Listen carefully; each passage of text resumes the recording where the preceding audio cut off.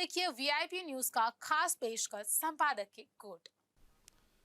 छत्तीसगढ़ के 90 विधानसभा क्षेत्रों का गढ़ यानी कि छत्तीसगढ़ विधानसभा, जहां हर समय लगभग 2 करोड़ मतदाताओं की आवाज जनप्रतिनिधियों के माध्यम से मुखर होती है। यहां पर एक तरह से जनता की आवाज बुलंद होती है और जनप्रतिनिधि इसका माध्यम बनते हैं।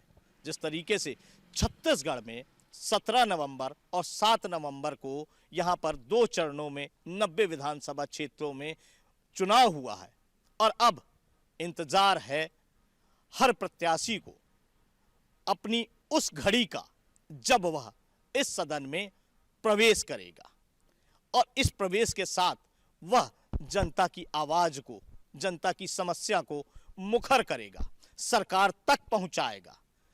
तो ये गढ़ है छत्तीसगढ़ की विधानसभा का वह दरवाजा जहां पर खुद जनप्रतिनिधि पहुंचकर जनता की आवाज को बुलंद करते हैं, जनता की समस्या को सरकार तक पहुंचाते हैं। और एक तरह से छत्तीसगढ़ की जो जनता है, जिन्होंने अभी 7 और 17 नवंबर को यहां पर मतदान करके, अपने मताधिकारों का प्रयोग करके अपने जनप्रतिनिधि को चुना है, चाहे वो भाजपा का हो, कांग्रेस का हो अथवा निर्दलीय, जेसीसी जे से लेकर बसपा, सभी पार्टियों के प्रत्याशी यहां पर अपनी जनता की आवाज पहुंचाते हैं। तो एक तरह से छत्तीसगढ़ की सरकार अब एक बार फिर नया दौर, नई सरकार और नए विधायक यहां पर अब जल्द ही पहुंचने वाले हैं। नमस्कार, मैं हूं अमित चौरसिया, वीआईपी न्यूज की खास पेशकश संपादक के गोठ में। जिस तरीके से इस समय मतदान 7 और 17 नवंबर को छत्तीसगढ़ में हो चुके हैं और अब इंतजार है सरकार के गठन का। मतदाताओं ने किस सरकार को अपना समर्थन दिया है और किसे नकारा है, अब उस घड़ी का इंतजार है, यानी 3 दिसंबर का। 3 दिसंबर को यह तय होगा कि सरकार किसकी बनेगी, क्योंकि जिस तरीके से इस समय बात चाहे कांग्रेस की करें या भाजपा की, दोनों ही पार्टियां अपनी सरकार बनने का दावा करती नजर आ रही है। सभी का कहना है हम 2/3 बहुमत के साथ यहां पर सरकार बना रहे हैं। लेकिन अब देखने वाली बात होगी कि 7 और 17 नवंबर को ईवीएम में सभी प्रत्याशियों का भाग्य कैद हो गया है, जिसका खुलासा 3 दिसंबर को मतगणना के साथ होगा और एक तरह से मतगणना के बाद यह तय होगा कि छत्तीसगढ़ में सरकार किसकी बनी। और वह दिन 5 दिसंबर को घोषणा होगी छत्तीसगढ़ में, जिस तरीके से सरकार की घोषणा होगी और नए सदस्य, नए चेहरे, क्योंकि जिस तरीके से कांग्रेस ने अपनी पार्टी के कई विधायकों का काट कर टिकट सीधे तौर पर नए चेहरों को मैदान में उतारा है, ठीक उसी तर्ज पर भाजपा ने भी अपने आधे से अधिक प्रत्याशियों को बदलते हुए नए युवा चेहरों को इस बार चुनाव मैदान में उतारा है। तो एक तरह से कह सकते हैं इस बार छत्तीसगढ़ का सदन कुछ बदला बदला सा होगा।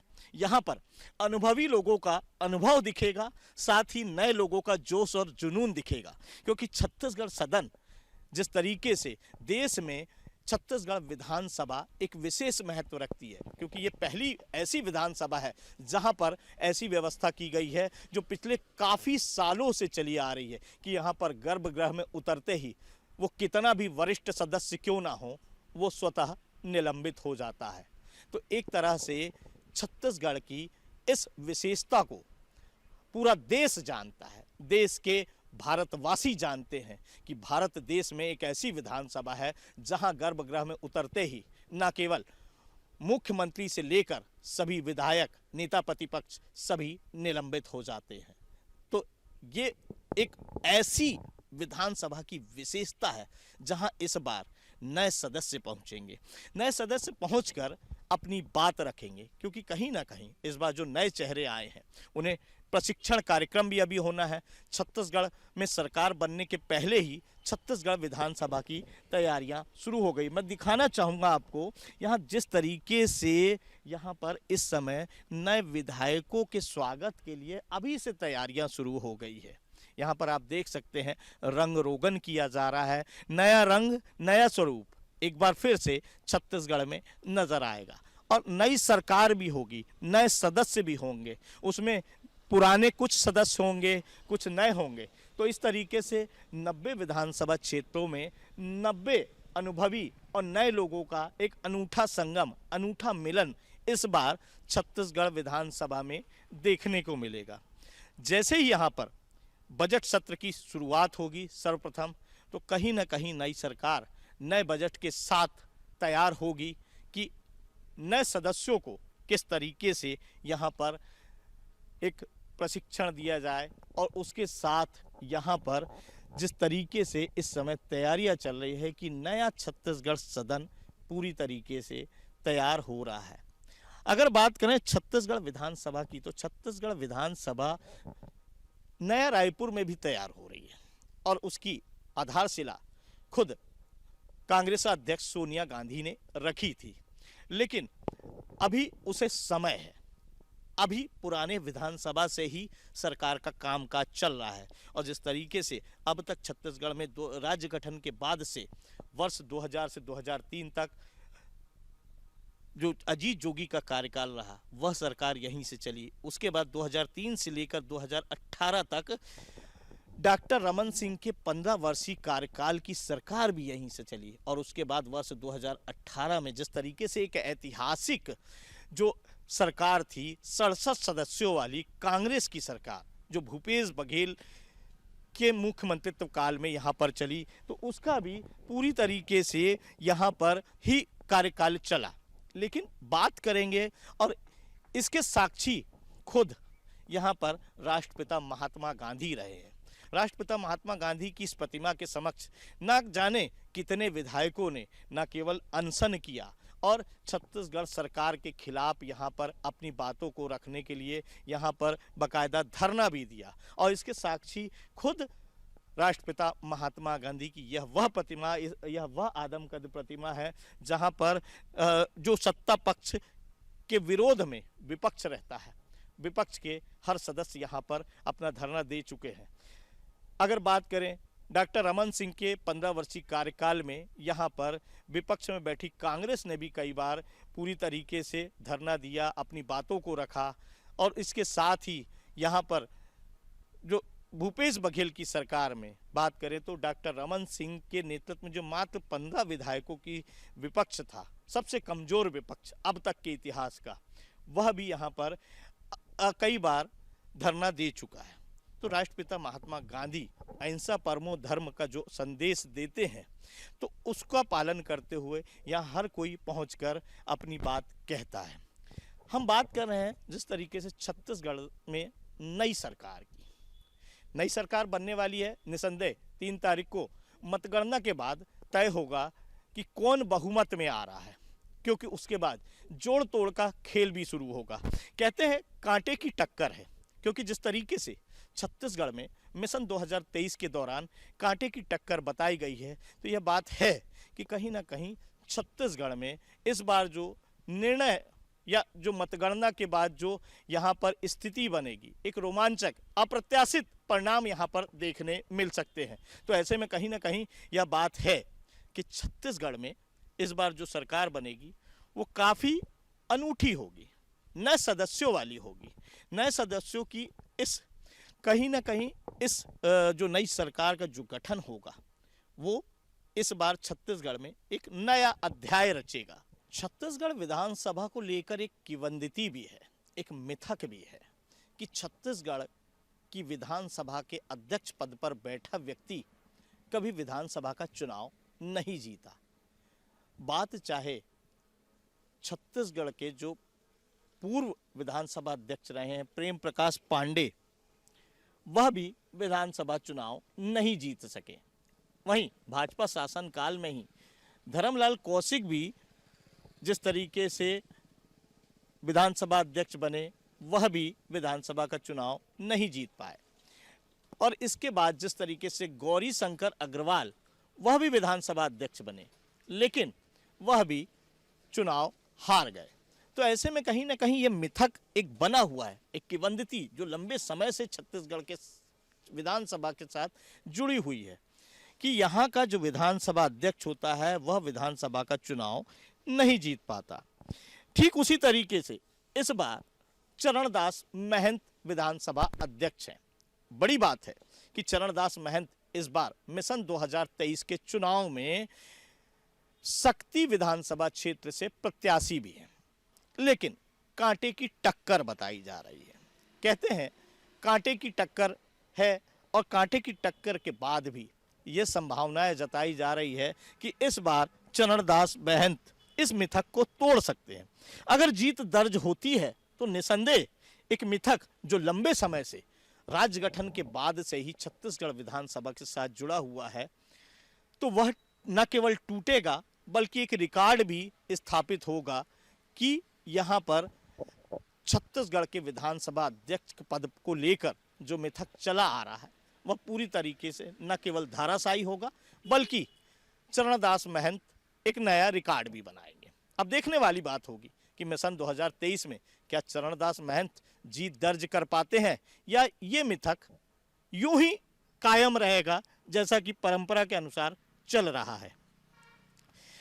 अगर बात करें इस बार नई सरकार की, नई सरकार है, नया दौर है।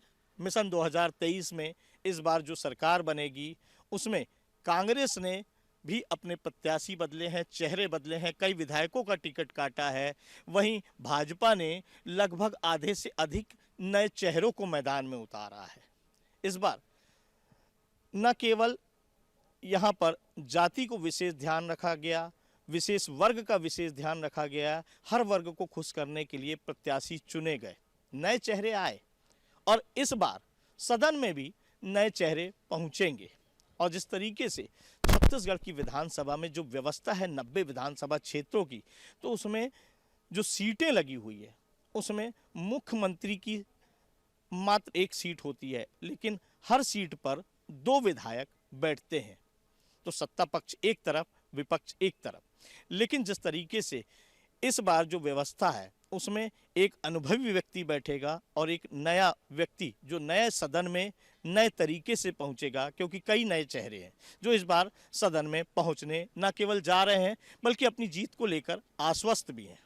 अब देखना ये होगा कि छत्तीसगढ़ में सरकार किसकी बनती है, क्योंकि ये तो पता चलेगा 3 दिसंबर को। 3 दिसंबर को जब मतगणना होगी, मतगणना में जनता जनार्दन ने क्या जनमत दिया है, किस सरकार को चुना है, किस जनप्रतिनिधि को चुना है, कौन विधायक बनने लायक है, कौन नहीं, ये जनता जनार्दन ने तय किया है। और ईवीएम में पूरी तरह से जनता जनार्दन ने जनप्रतिनिधि का भाग्य कैद कर दिया है। मतगणना 3 दिसंबर को है।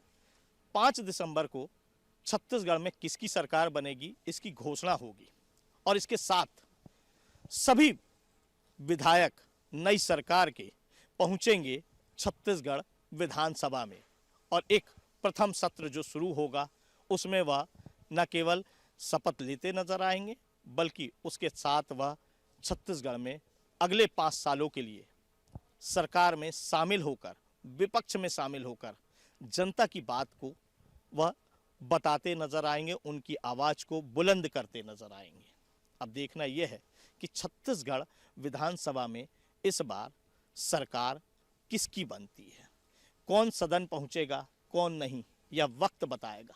लेकिन ये तय माना जा रहा है कि इस बार जो परिणाम होंगे वो अप्रत्याशित होंगे। कहीं ना कहीं इस बार नए चेहरों की जो भीड़ यहाँ नजर आएगी, नए सदन में नए विधायकों की जो भीड़ नजर आएगी, उन्हें अभी बहुत कुछ सीखना है। उन्हें सिखाने के लिए पुराने चेहरे भी हैं। कई ऐसे चेहरे हैं जिनका मैं उल्लेख करना चाहूँगा। ब्रजमोहन अग्रवाल इस बार 8वीं बार चुनाव मैदान में है, 7 बार के वह विधायक रह चुके हैं। वहीं मुख्यमंत्री भूपेश बघेल भी कई बार के विधायक रह चुके हैं। अगर बात करेंगे यहाँ पर जिस तरीके से रवींद्र चौबे यहाँ कई बार के विधायक रह चुके हैं, तो ऐसे कई अनुभवी चेहरे हैं जो नए लोगों को राह दिखाते नजर आएंगे, मार्गदर्शन देते नजर आएंगे। अब देखने वाली बात होगी कि नए चेहरों के साथ नया सदन कैसा होगा, नई सरकार कैसी होगी, मिशन 2023 से लेकर 29 तक छत्तीसगढ़ का विकास कौन करेगा, क्योंकि नई सरकार के पास एक सबसे बड़ी चुनौती है। जिस तरीके से इस बार जनता जनार्दन के साथ जो लोक लुभावन वादे किए गए हैं, उन वादों पर सरकार कितनी खरी उतरती है, क्योंकि दोनों ही पार्टियों ने, चाहे वो कांग्रेस हो या भाजपा, दोनों ने ही लोक लुभावन तरीके से अपने घोषणा पत्र में, अपने संकल्प पत्र में उस बात को रखा है कि हम जनता को ये देंगे। और यहाँ तक कि भाजपा ने तो यह भी कह दिया है कि 23 तारीख को यहाँ पर एक मुश्त बोनस का भुगतान किया जाएगा। लेकिन सबसे बड़ी बात है, क्या आपके सरकारी खजाने में इतने पैसे हैं कि आप जनता जनार्दन के साथ किए गए वादों को निभा सकें? ये एक चुनौती है, चाहे सरकार कांग्रेस की हो या भाजपा की। लेकिन इस चुनौती को स्वीकारना और इस चुनौती से पार पाना सबसे बड़ी बात होगी, क्योंकि सरकार इस बार जिस तरीके से जनता से वादे किए हैं, उन वादों को निभाना उनकी सर्वोपरि प्राथमिकता में है। तो ऐसे में कहीं ना कहीं यह बात है कि छत्तीसगढ़ विधानसभा का जो अध्याय इस बार नए विधायक लिखेंगे, नई सरकार लिखेगी, वो बड़ी बात होगी। और नई सरकार के साथ छत्तीसगढ़ विधानसभा का नया सत्र शुरू होगा। अब देखना यह है छत्तीसगढ़ में किसकी सरकार बनती है। ये थी बात वीआईपी न्यूज की खास पेशकश संपादक के गोठ की, जिसमें हमने बात की नया सदन, नए विधायक, नए चेहरे, नई सरकार। उस पर कल एक बार फिर नए मुद्दे के साथ आपके सामने संपादक के गोठ में उपस्थित होंगे। तब तक के लिए आज्ञा दीजिए और देखते रहिए वीआईपी न्यूज। नमस्कार।